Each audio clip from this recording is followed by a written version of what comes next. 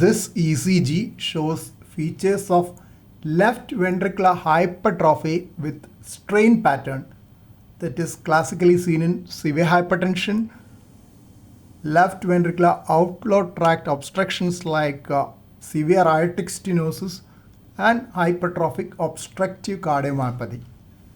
You can see the tall R waves in V5, V6. Here it is 3.1 millivolts or 31 millimeters in V6.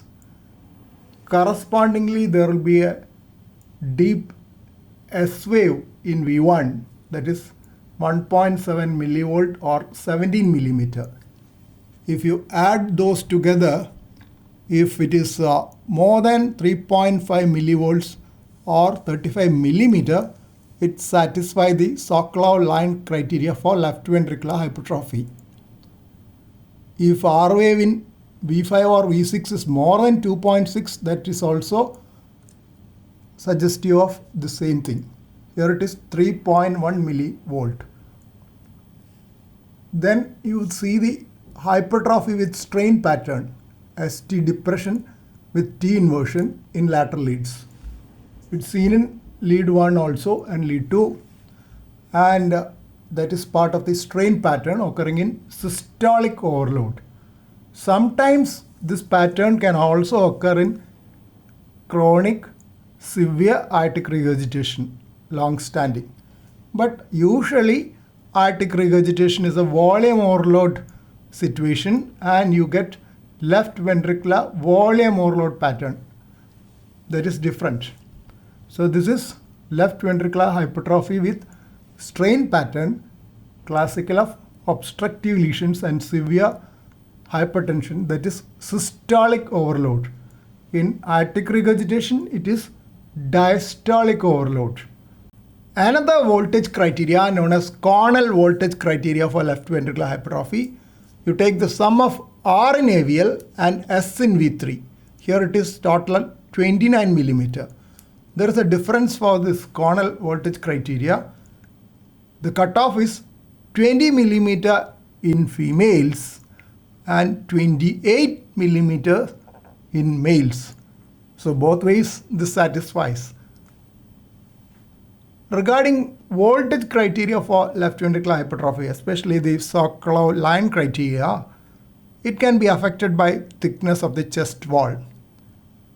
In thin individuals and in children, voltages will be high because heart is nearer to the chest wall. And in obese individuals, voltage will be low. So there is a lack of specificity for voltage criteria in general and more for Sokolov line criteria because it relies on chest leads only. So it depends on chest wall thickness. When the chest wall is thick, signals will not be conducted well to the surface electrodes. That is the reason. Here is a diagrammatic illustration of the two left ventricular hypertrophy pattern. This is left ventricular volume overload. You have tall R waves in lateral leads with a small initial Q wave. This is a narrow Q wave, unlike the broad Q wave in myocardial infarction. Old myocardial infarction, you have a Q wave, but that is at least 40 milliseconds in width. This is narrow Q wave followed by a tall R wave and upright T wave. This is and slightly tall also. This is characteristic of left ventricular volume overload lesions like mitral regurgitation, aortic regurgitation, and ventricular septal defect with significant left to right shunt or rather large left right shunt. This is diastolic overload. This is systolic overload, left ventricular pressure overload, strain pattern. All these are the same thing. Here the Q will not be that deep, probably very small or absent even. And tall R waves and ST depression with T wave inversion. This is characteristic of strain pattern as mentioned seen in severe systemic hypertension, severe valvular aortic stenosis, and left ventricular outflow tract obstruction in hypertrophic obstructive cardiomyopathy.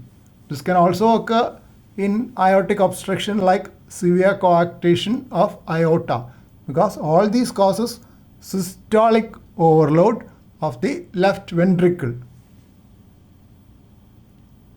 And in systolic overload, you have concentric hypertrophy with the cavity size not increasing much, but thickness of the left ventricle increasing. While in diastolic overload, it is eccentric hypertrophy, in which cavity dilates, wall thickness also increases. There is an exception in hypertrophic obstructive cardiomyopathy. There may be asymmetric septal hypertrophy more than the posterior wall. This hypertrophy is more in the septal region in hypertrophic obstructive cardiomyopathy, and in that case Q may become more prominent. That is a septal Q.